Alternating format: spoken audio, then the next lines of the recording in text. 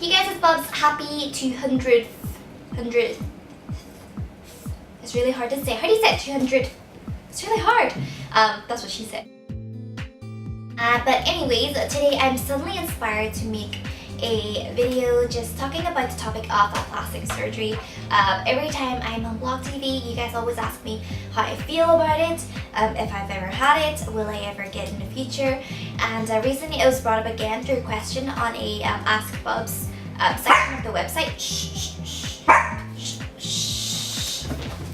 So if you're someone out there who's contemplating on the thought of plastic surgery, I suppose you can watch this video. As always, I'm no professional, so this is just another train of thought. I still believe that what someone does to their own body is their own decision, and like I always say, as long as you're not hurting anybody's feeling, you should be able to celebrate your own decision. Why do we judge others based on our own perceptions? As a girl and a human being, I understand that confidence is a huge thing.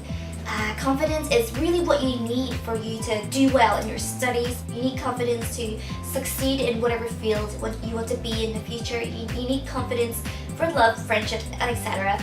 So if someone has been unhappy their entire life and something could be done that can make this person happy, then so be it. These days, in one day, you come across like hundreds of advertisements. You flick through these pages of models who's obviously airbrushed over and over and over again, and sometimes it's hard not to feel insecure, and we sometimes forget that they're digitally enhanced. It's almost as if sometimes women and men are brainwashed to think that normal people should look like a certain way. It's just natural for humans to want to improve because our race is always evolving.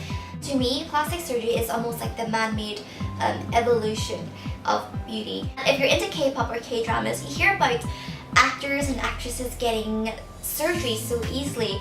Apparently loads of people get it for their 16th birthday, and to us, almost makes us feel that surgery is no longer a big thing anymore. And back then, surgery used to be so like scandalous, but it's like a lot of people are doing it, so it must not be such a big thing to do. And since we're being honest and having a heart, I admit that I've contemplated on the thought of getting surgery. Actually, contemplate is a light word. I've seriously actually thought about the idea of getting a nose job. Growing up to now, I was always aware of my flaws. I was so insecure for being small. In fact, I hated family outings because my aunties and uncles would somehow like to gang up on me and just say, "Oh, have you shrunk? She doesn't seem to be growing." And it's like, how is this supposed to make you feel? I know if I had a niece or aunt, I would never put them down like that, and I think that stuff like this can really cast a shadow on a child's childhood. But I was most insecure about my nose.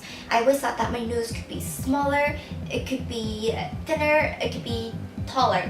So you know, back then I was so obsessed with the thought of perfecting myself. I went so far that I even spent weeks researching and even going as far as booking a consultation. So in the end, I didn't go through with it, and I'll share my reasons why. Although I understand cosmetic surgery, I also understand it's a huge decision, so it should also be your last resort. So one of the reasons was that I wasn't physically and mentally ready for the whole thought. The whole thought it just scared me, so I don't have the courage to do that. Number two would be the fact that no surgery is 100% successful. It could be unsuccessful in two ways.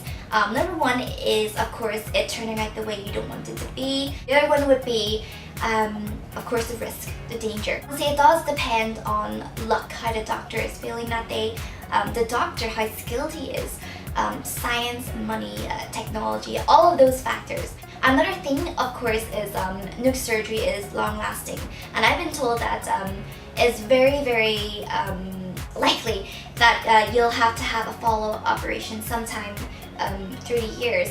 So again, that could never be 100% successful. For me, I just didn't want the whole burden of knowing that I'm going to have to keep up with it. Third and most important reason for me was if I solely based my life on the way I look, I would be in for so much heartache. Perhaps I didn't need to change myself. Perhaps I just needed to change the way I was thinking. I really asked myself, why can't we see ourselves the way other people see us? And we can see the goodness in other people, but we can't see it in ourselves. Why are we always our worst critics? I would try to tell myself that, oh, I would be getting this for myself. Deep inside, I knew that I would not be doing this for myself. At the end of the day, I knew that if I were to get it done, it would be for the approval of someone else, the acceptance of someone else's view. And deep inside, I knew this, but I had to dig really, really deep within myself to admit this. I've learned to accept it because I've learned to accept that really nobody is perfect. And it's not just accepting that no one's perfect. I've accepted that I will never be perfect. And it's fine for me because it's lifted a huge weight off my shoulders. Thinking back, it does seem a little unhealthy, the fact that I was so obsessed with the fact of perfecting myself. But, you know, we've all been there, right? People just want to improve. Sometimes I think the phrase, nobody's perfect, it's used so much that it's almost lost its meaning. People don't really think much about it. There's personality in each of our faces because of our distinctive features. No one could ever be us. No one in the world could look like me, but I guess I was trying to change myself to look like the so-called standard of beauty. I actually still remember when a doctor was measuring my face. He was measuring from temple to temple, the distance between my eyes, the length of my face, here, whatever. And it really surprised me when he said that my most troubled feature wasn't my nose. I was like, really? And he said it was my chin because my chin is actually too short, and he suggested like injecting stuff in so it's like longer, so my face appears longer. But at the time I was like, I like my face shape. I kind of like that. It's kind of round. I remember thinking that beauty really is subjective. I wasn't prepared to let beauty be defined by measurements. So yeah, in the end, I didn't go through the surgery.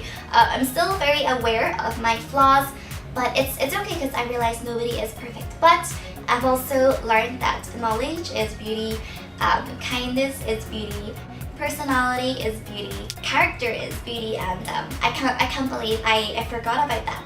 Beauty really is in all of us, and sometimes we just have to seek really, really deep within us to find it. Before you do anything, I trust that you guys will be able to think it through. Think about the 3 points that I talked about. It really depends on the procedure. It could be small, it could be big, but definitely think through the procedure. And if you still got it through, you still want to get it done, that's totally fine. The 3 reasons really made me reconsider my decision, so hopefully it will challenge on how you feel about it. If you still want to go through it, that's fine, as long as you really thought it through and know what you want. Just be a little careful. It's nice to want to improve yourself, there's nothing wrong with that. As long as you just don't let the whole idea of perfection consume you.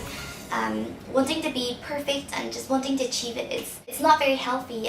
Never forget that real girls aren't perfect and perfect girls aren't real. Don't forget, we also have to work on our inner beauty as well. I always say anybody could look pretty thanks to nice makeup, nice haircut, nice clothes, procedure. All of that isn't long lasting. It all fades away. Beauty, on the other hand, cannot be achieved through makeup. No makeup can conceal an ugly heart. A girl who has had multiple surgery procedures, I don't know, eyebrow lifts, lip injections, breast implants, nose job, whatever, to me is probably more real than a girl who's all natural but very fake and pretentious. Someone who's nice to someone's face but very bitchy behind someone's back. So that is us. Thank you guys so much for listening. Have a lovely week, and we shall speak really soon. Bye everyone. Mrs. Cranky Punch just got up from her sleep.